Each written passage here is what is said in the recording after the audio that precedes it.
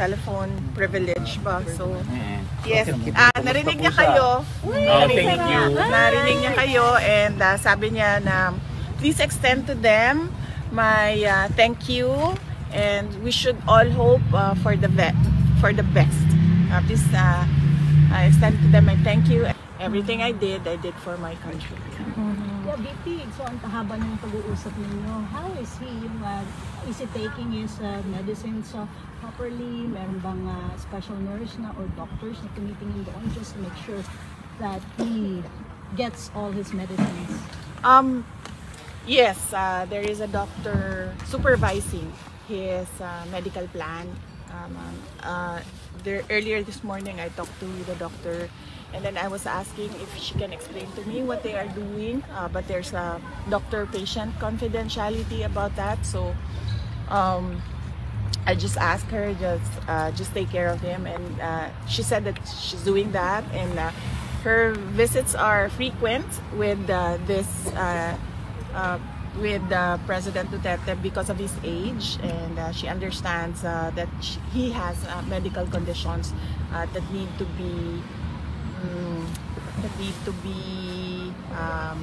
monitored.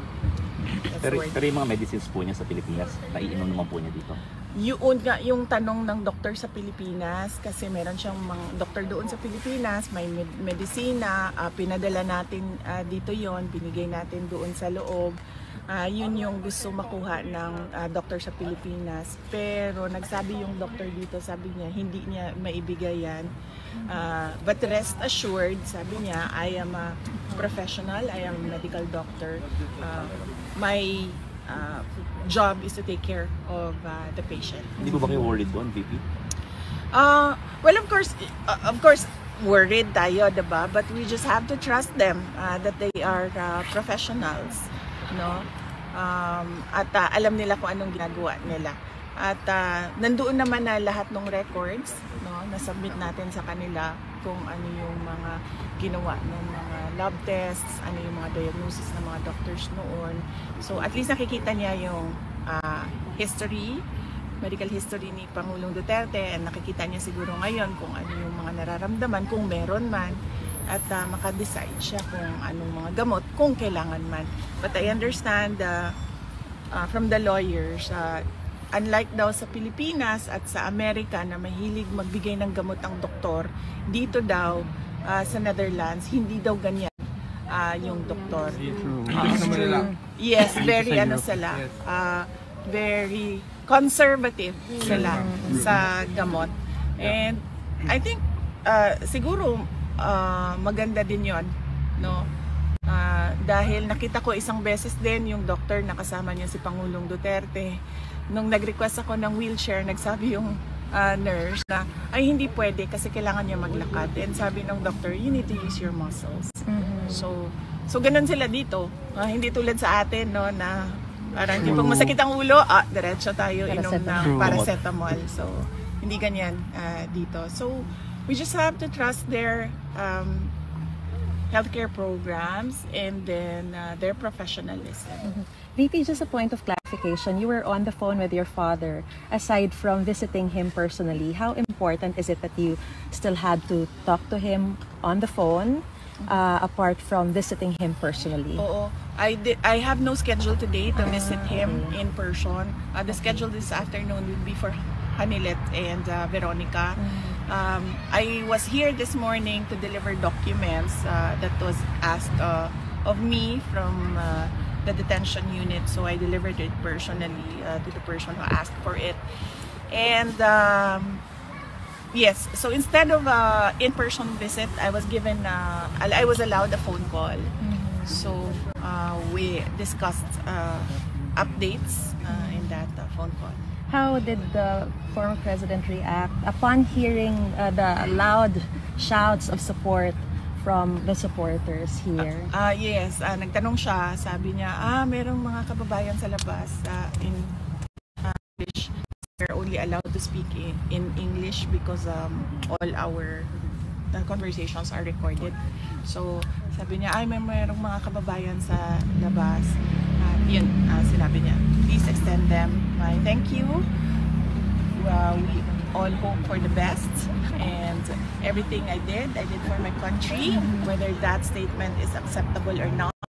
But everything I did for my country, and I want that message out to the world.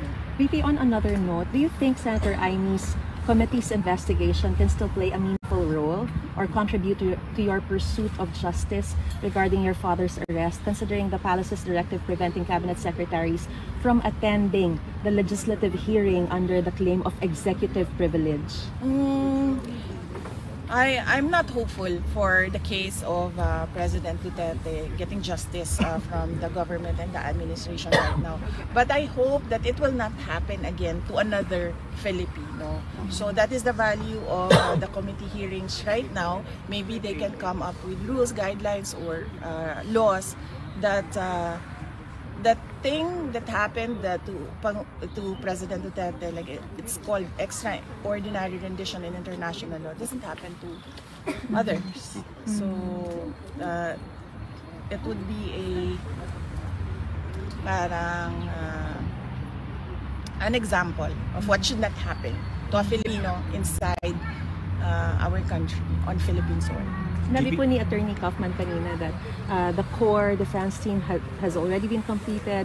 So does this mean that your duty or your task here is finally done before you go back to the Philippines, and your role as Vice President, even as you continue your role as Vice President while you're here in The Hague?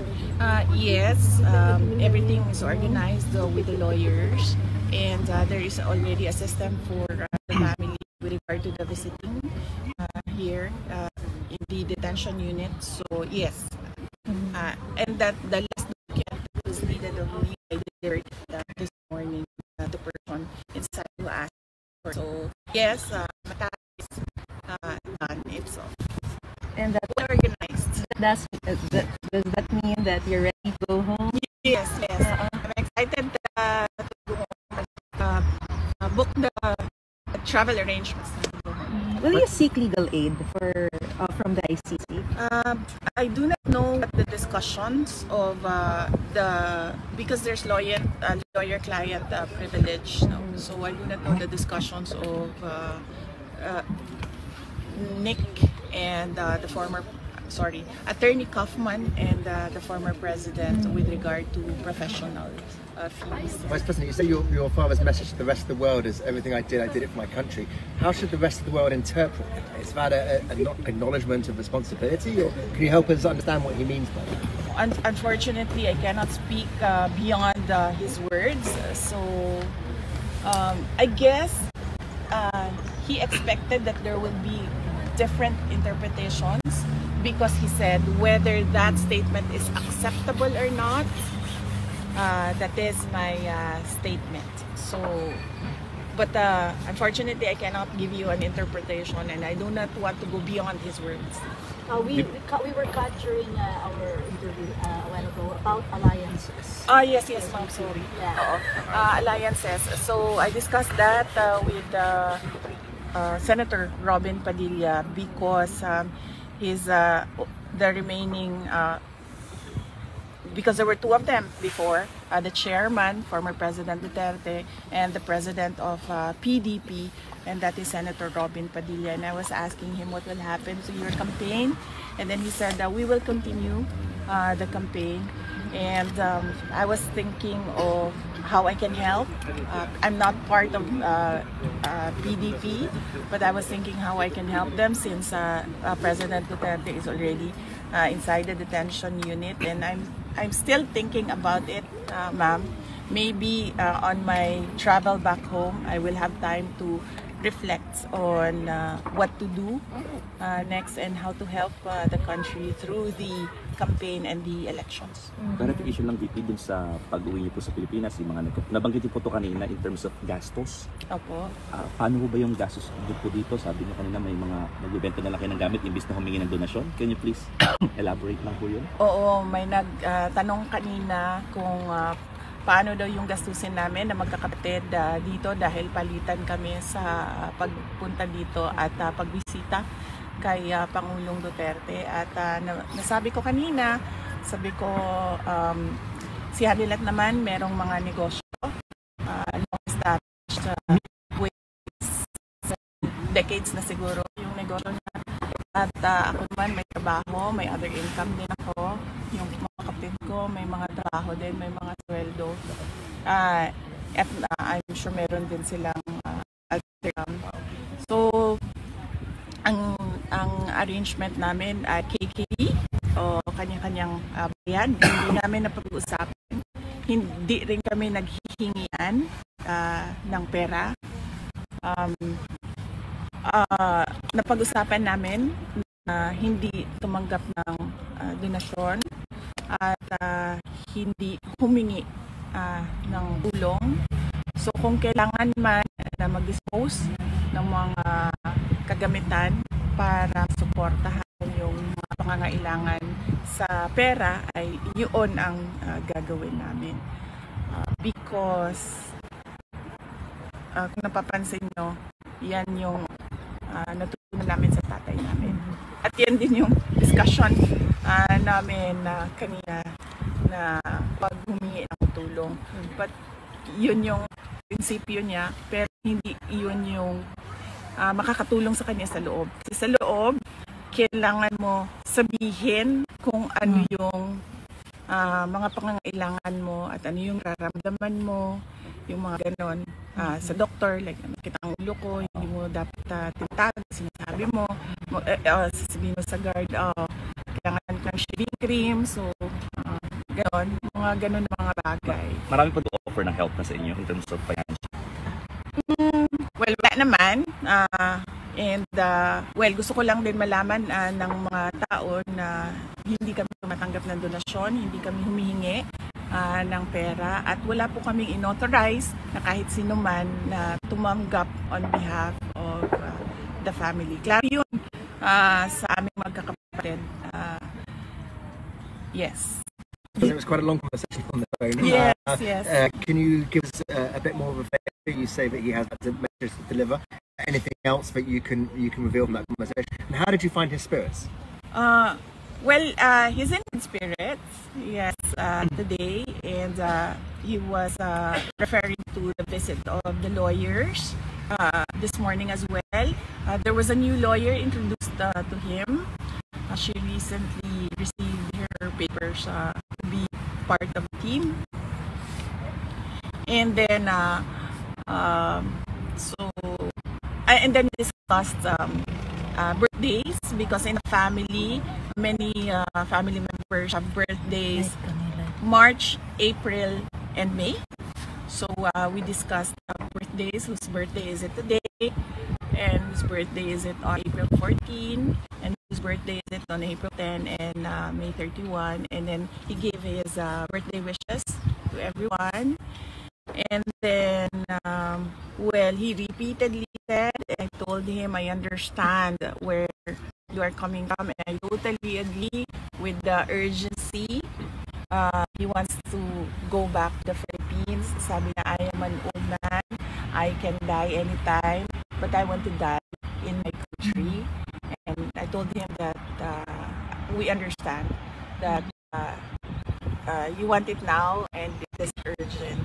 And he said yes. And I told him that the lawyers are working every day on your case, and there is a lawyer every day visiting you, explaining what they are doing. How does he spend his days? Well, he said that he went to, I think there's a common room inside. So he mentioned that he went to the common room. And then, of course, there's a TV in their unit, so he watches the television.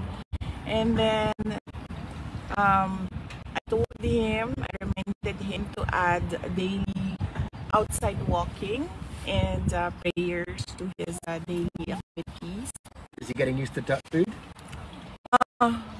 Maybe, likely, or maybe the commissary or the kitchen inside is doing something for him, because I understand every meal has rice already. But he's confused about the sun. So he said he's telling me it's 8 p.m. and there's still sunlight. Sunrise and the sunset. So, yes. Is there contact with other detainees? I would assume yes, because he said that he went to the common room. That's what he called it, the common room. So I would assume there are other detainees there in the common room. Would he reconsider writing his own memoir? That's something that I told him the first few days that I was visiting him, just write a book. And then he said that, I told him Rizal wrote No Limitangere and El Filibusterismo, and he answered me, at what age did Rizal write his book? Because I am 8 years old, and do you think I have the patience to? Yes. Kumusta daw po yung laundry ni tatay? Ginagawan po ng paraan. Meron po kami hinihingi na request sa loob kung paano mapadali yung sistema ng paglinis ng kanyang mga damit. So sana ay maaprobahan. Pero syempre, susunod pa rin kami kung ano yung desisyon ng legislative. Sa ngayon, madami naman na siyang damit sa loob. So baka hindi pa naubos yung kanyang damit sa loob. VP, kaninang umaga, 15 time, si impeachment prosecutor Marlene Lebanon and first rider representative Rod Chavez, they led a filing in the Senate of this petition or issue writ of summons to direct you po to answer the articles of impeachment within a non-extendable period of 10 days. You're going back home. You said that you already have a team ready for it, but let me just ask your reaction on the new petition that has been filed to the Senate with regard to this non-extendable writ of summons to direct you to answer. The best person to answer that right now is Senate President Cheese Escudero, since the summons was filed in the Senate. I do not wish to comment on that matter. With regards to the birthdays, you mentioned a lot of birthdays coming up. Does that necessarily mean that those who will be celebrating their birthdays will have a visitation schedule with the president so they can spend their birthdays with the former president? Yes, April 10 we have been requesting for a special visit because it is the birthday of Veronica. April 15, no, it is the birthday of my mother, so she's going home with me. May 31 is my birthday, so I'm still thinking about whether coming here for my birthday. I've not decided on that matter yet. Okay, thank you. About the relationship, you said that your relationship with your siblings and your father has never been better. Yes. How about the relationship of your mothers? They don't have a relationship, ma'am. But I think former President Duterte is overjoyed with with what happened to the relationships between my brothers and I and our half sister. So especially when he saw us there last Tuesday. So that would be the first time that he saw Kitty and me together in person. Because we do video calls before, but never in person that he saw me, Kitty and I together. So Naisip sa kainahan, day. Na kami ng si anak. ay sobrang yun kaayo kamingaw sa mga bata. Kada adlaw kami nag-video call and kada adlaw nagdasuti sa ako ang kamingaw sa akong pamahal sa ilaha o ang ako ang isa ka kay motubag pag maingnan ako I love you motubag na mag and doon nagsulti sa ako ang ingana gyud daw ang mga kuan teenager na lalaki pag inani mo I love you maingon ra Maybe just to clarify, not to presume anything, although di pa naman pwede ko na interim release for President. So, mention talaga ni former PRR speech, pabalik. So what if Philippines and other countries or okay, mga abogado ang mag-discuss noong interim release, no? So yan yung usapan namin ng lawyer. Siya lang ang pwede mag-discuss kung ano yung pwede sabihin ng public kasi meron silang lawyer client confidentiality. So merong mga bagay na kaya dapat ang lawyer lang din ang sabi anong ginagawa nila as a part of his legal strategy. VP, you've experienced the Dutch bureaucracy and the other good things about Netherlands or bad things about the Netherlands. Meron ka bang, are you going to get some takeaways and which probably might help you also craft policies when you come home? Yes, ma'am. That question was asked last Tuesday. No, and I discussed one of my takeaways in the Netherlands is the mobility. So here in the Netherlands, you can choose. The person can choose how am I going to go around the Netherlands, or how am I going to go around The Hague. So I can walk, I can use a motorcycle, I can bicycle, I can use Uber, I can taxi, I can use the tram. Is that what you call it? No, the tram, and there are a lot of options. Unfortunately, in the Philippines, we do not have that. In Davao City, when I was mayor, I know and I knew the importance of mass transportation. That's why we started the high priority bus system during the term of President Duterte.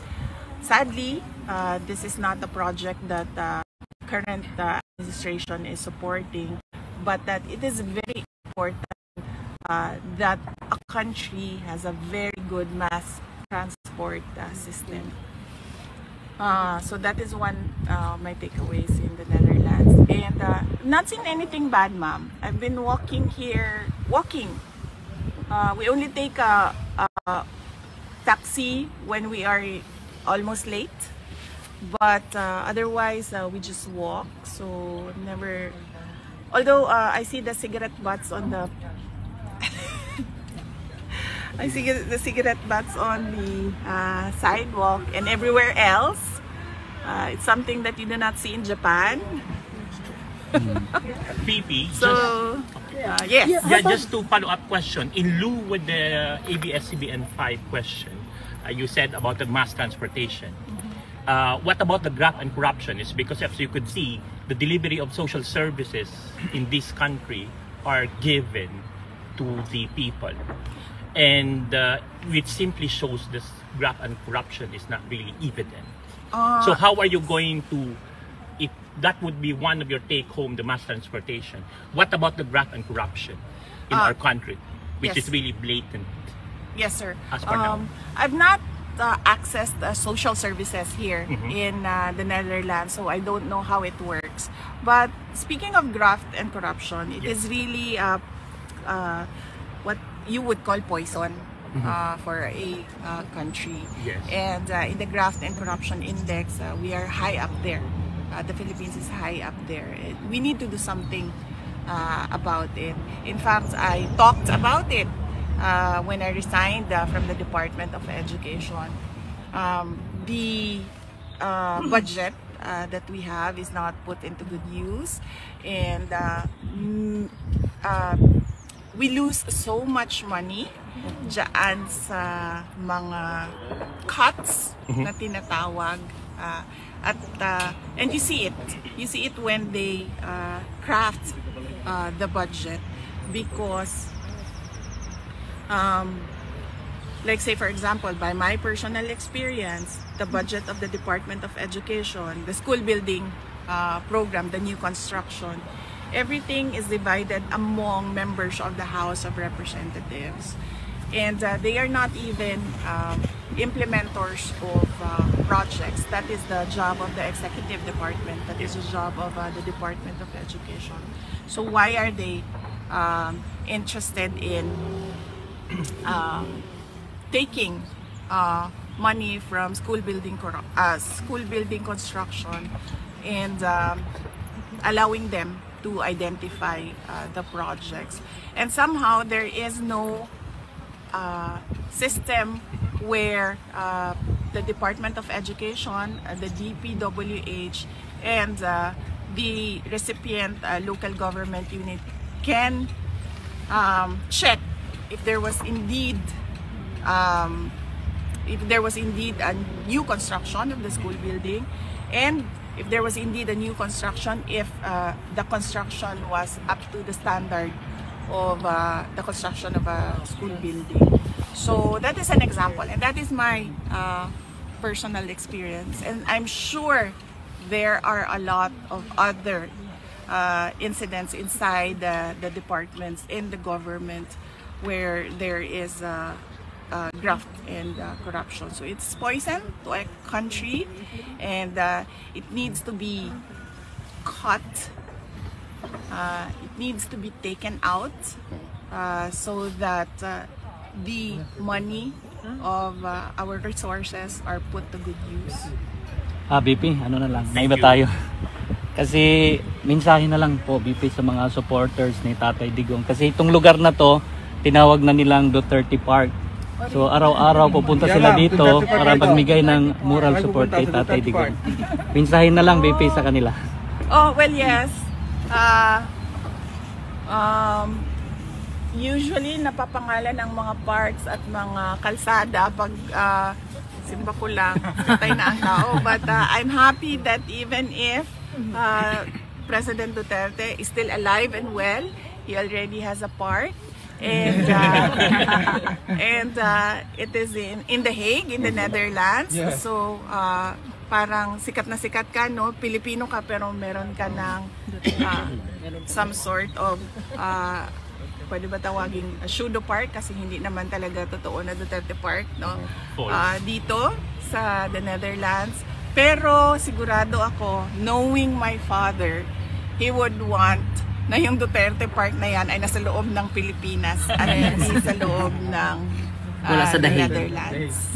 BP, you also experience here a sort of equality, like even if you're a politician, you're a rich person, everyone is treated equal. How do you feel about it? You're walking, sa Pilipinas kasi, if you're a politician, you have a position, you cannot walk around.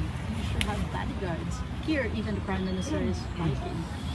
Well, I do not know, ma'am, about the activities of their local politicians here. I've not reached out to any government official here in the Netherlands, so I do not know their activities, but I'm happy that they have that freedom.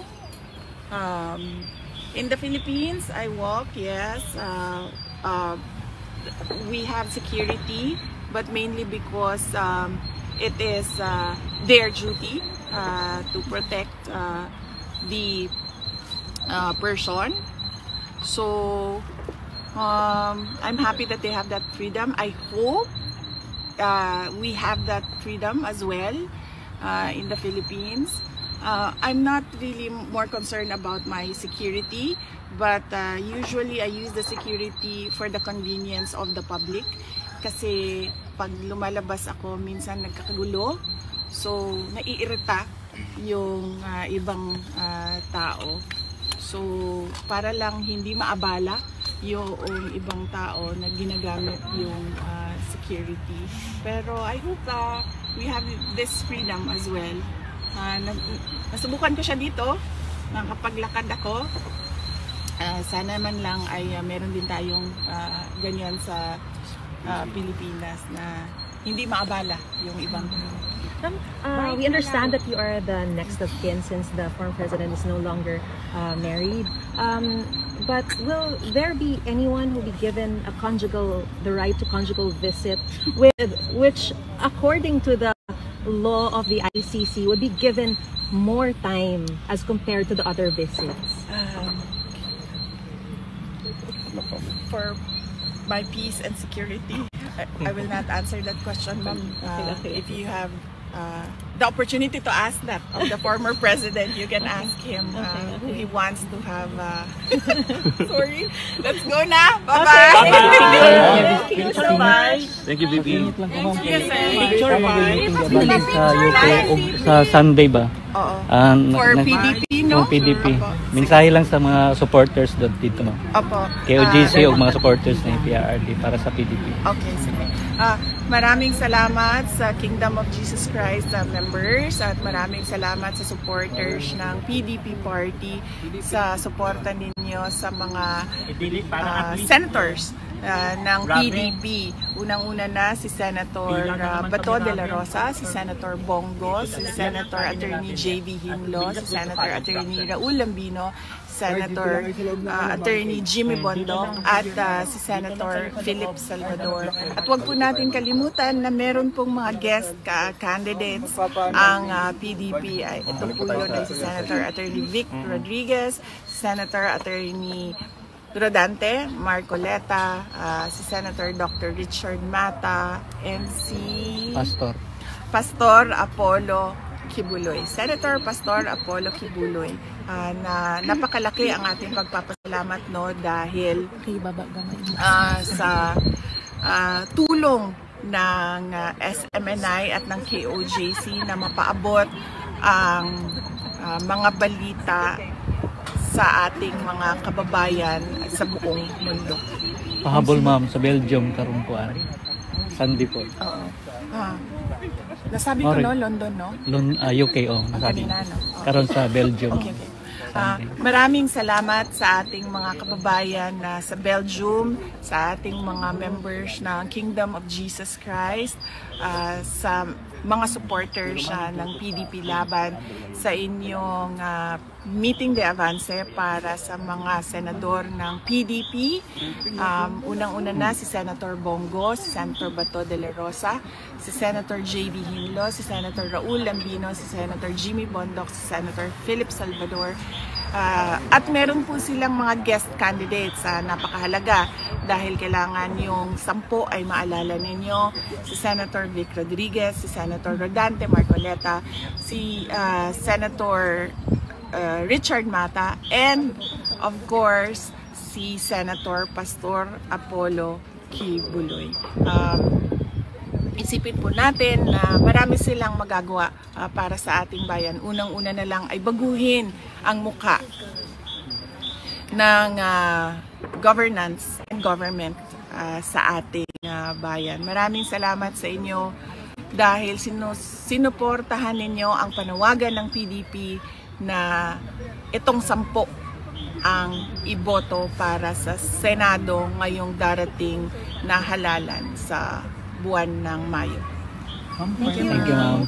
Thank you, Vic. Consider niyo po ba na isali po si Senator Aino sa guest candidates po? Senator in state ng PDP. Kasi kanina po nabanggit po na meron po kayong friendship and it's beyond political or politics. Hindi kasi ako member ng PDP Laban, so hindi ko sila nakakausap with regard to their senator slate. Sumusunod lang ako sa mga pronouncements ni Pangulong Duterte at mga sinasabi niya with regard to guest candidates. So yun lang yung... Would you welcome po, if ever po na natanggapin mo or pulin po si Senator Aino as a guest candidate po ng PDP? Well, I cannot really speak for PDP, no? Siguro, discuss natin yan kung meron ng agreement si Senator Amy Marcos at ang PDP Laban. Sa ngayon, wala pa akong update. Antay ako ng balita galing kay Senator Robin Padilla. Saka pag-uwi po ninyo, makakakuha po ba kayo ng phone call kay President Duterte? Katulad po na nangyari sa inyo. Yes, sinabihan ko siya kanina, sabi ko kung pwede ba siyang tumawag everyday, tapos sasabihin niya daw sa guard kung pwede tawagan ako. Yes. Sinabi ko sa kanya, my phone is open 24 hours a day. The detention unit knows my phone. It's isa lang ang number ko since 2004. So yan yung pwede niya tawagan. At sabi ko, it's 24 hours a day. Pero meron lang kasi silang allowed time para tumawag. Kaya sinabi ko sa kanya, please ask them that you want to call me every day. So ako na yung nagsabi sa kanya na you want to call me every day. Hindi ko lang alam kung gusto niya. But, well, yes. That phone call was probably the longest in my 46 years, no, with my father. That phone call was probably the longest. Ilan yun? Almost 30 minutes. Half an hour. Oo, almost an hour. Niyakap po ninyo yung puno ma'am kanina. Oo, niyakap ko na. Kasi sumasandal na ako sa puno para ma-relax yung paa ko. And it's good to hug trees, no? You get their energy. Except that, well, buhay pa itong tree na to, so okay lang siya. Thank you! Thank you, ma'am. Thank you. Have a safe trip. Ingat po kayo. Thank you! You're from London as well?